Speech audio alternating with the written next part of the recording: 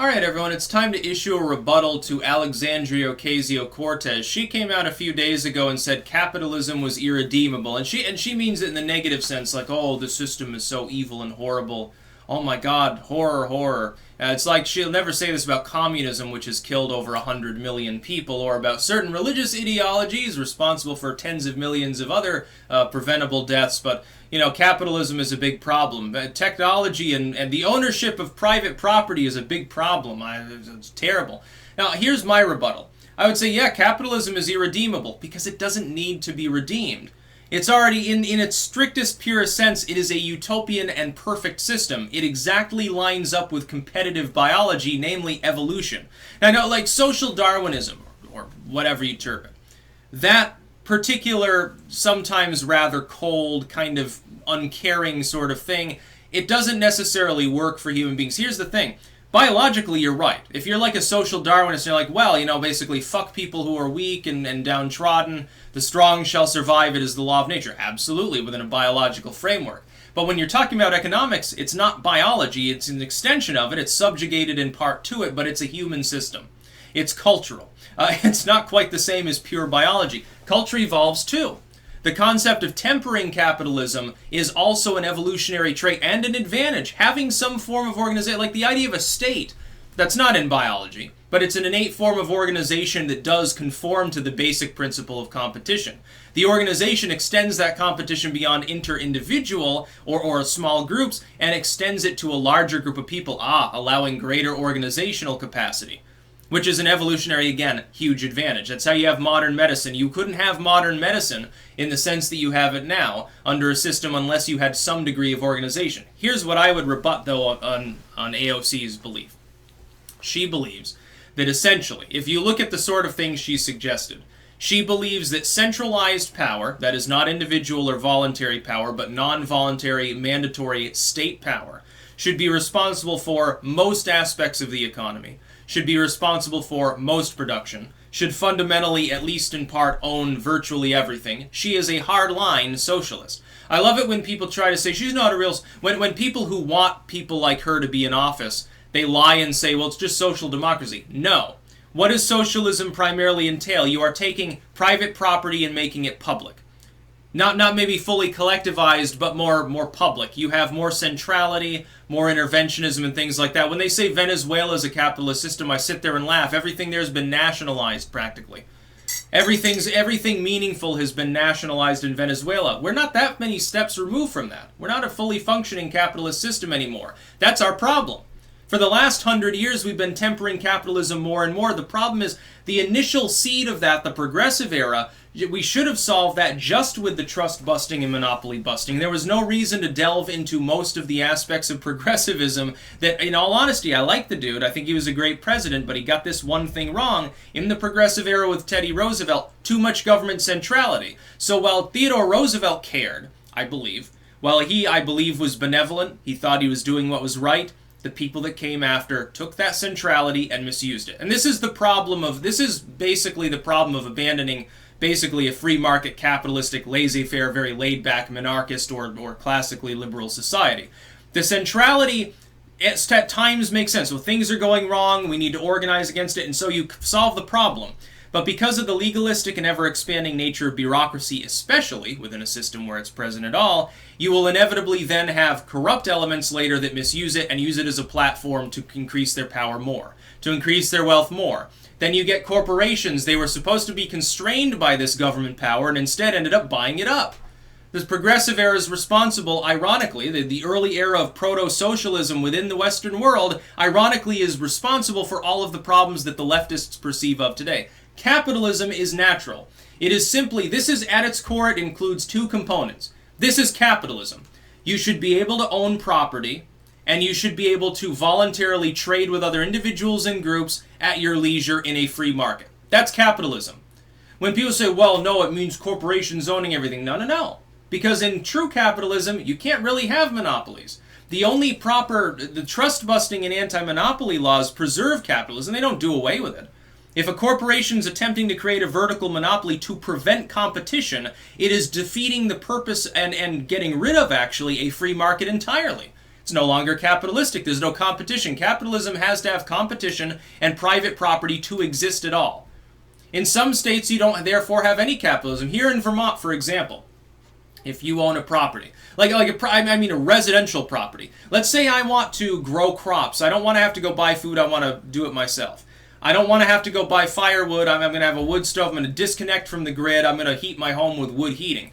I should be able, if I want to, I capture rainwater. I have solar panels and stuff. I got my space heater. I do everything sort of off the grid myself.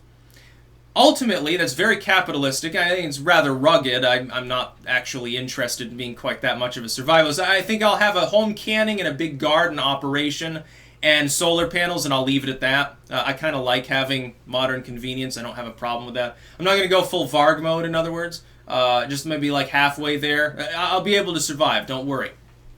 Basically, though. In Vermont, if you want to do that, you're still paying a property tax. What is a property tax, everybody? Rent. It's rent to the government. You don't own your property. You rent it. Now, if you're in Texas or New Hampshire or some states, then it's not a problem. There's no property tax. I think New Hampshire doesn't have property tax. I think they only apply it to businesses, if I remember correctly. I know they don't have a state income tax except on like interest, like if you get investments. Like your salary's not, there's no state income tax. Like I wouldn't have to pay a state income tax if I were, basically 30 miles further east. Which is hilarious. Like, why am I not in Lebanon right now, or fucking Keene or something? I had people from New Hampshire say, why don't you move here, Sticks? Yeah, well then again, Texas doesn't have a state income tax at all, even on earnings. The cost of living down there is way lower. And you can garden year-round. So I'm like, and there are other states that are lower tax than Vermont. It's kind of hard to get higher tax than this state, actually. Now, unless you go to New York. By the way, New York, right now, I know this is an aside.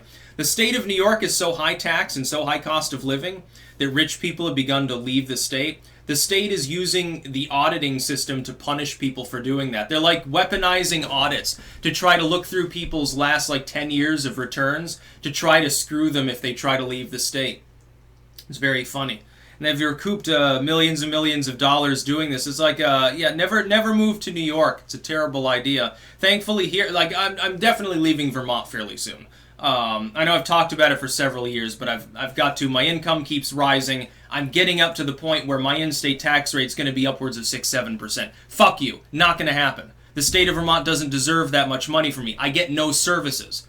I drive around on pothole-filled roads and have a government that doesn't even pretend to represent my best interests, wants to go after guns, raise taxes more, and do stupid shit like that. Fuck you. I'm leaving.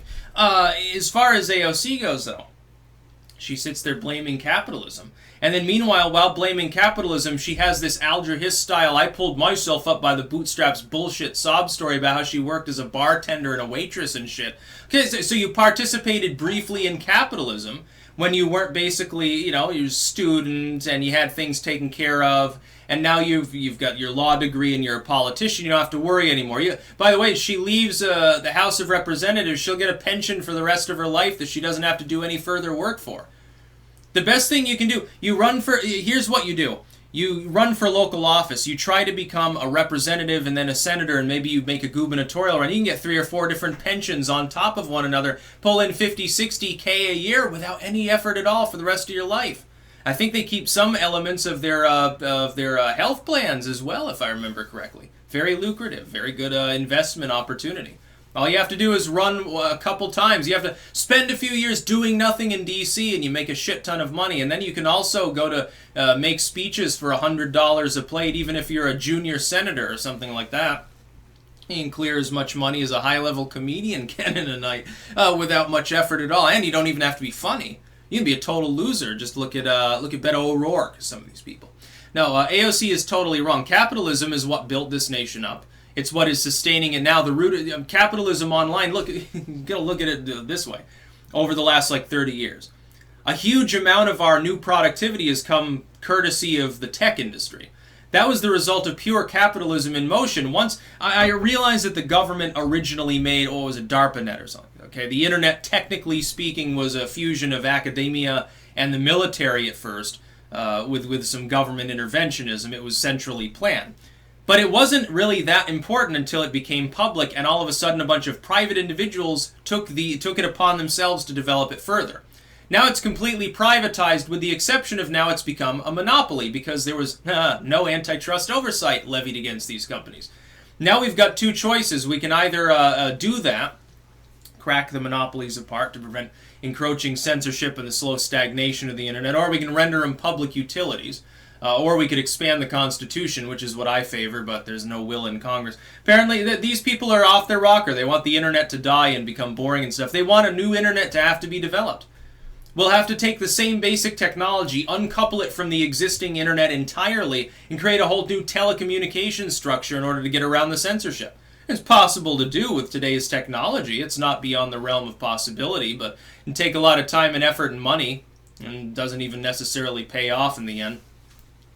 So yeah, AOC is completely wrong. I love capitalism. It's like some people. It's like when I said it's like Esteval, like last year. It's like, well, you're not a capitalist. You're not like, you don't own a corporation. Fuck you. I'm self-employed. Yes, I'm absolutely involved in capitalism, and I pay too many taxes, and I have to rent the means of production because I live in a high-tax blue state. And it's ridiculous. No, I should definitely, like, people who aren't taking a bunch from society, like, I don't take any form of welfare or subsidies. I get shit on. Well, I shouldn't have to pay as much as I pay. I'm not exactly a multi-billionaire, and why do I want them to pay more? When Alexandria Ocasio Cortez comes down and says, well, I just want to take more money from the tippy tops, fuck you. So you want to steal from people for having been successful. And where they're not successful because of their own talent, where it's the government's bullshit that made them successful because of taxation policies or whatever, dude, you're the people that caused that. I didn't cause it. Why the fuck should I have to pay more? You want to drag the brackets upwards. It's going to affect the middle class. Somebody like me, yes, absolutely I'd be paying more in taxes. Fuck you. And it's not just, oh, so want a 70% marginal tax rate on the tippy tops. Okay, so the next bracket only has to pay 15% more than it pays now, and I only have to pay like 10% more? So that's your idea of economic fairness? No, you just want more money for shitty programs that'll be strangulated by bureaus and become less efficient. The most efficient transaction is a voluntary transaction between two individuals or groups directly with no middleman. When you've got government bureaucracy involved in welfare or whatever, you got 3 or 4 different middlemen involved. So that initial dollar that you pay in taxes, first part of it gets taken by bureau number 1.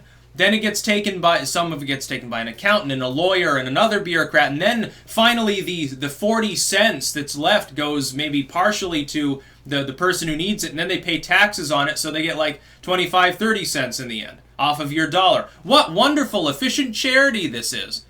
Dude, if a private charity operated with the efficiency of the bureaucracy that we use for the redistributionism people like AOC favor and have in mind to grow even more, they would be headhunted after by the feds. They'd be put out of business for fraudulent practices. Now, why don't you think about that for a moment? That's about all. Peace out.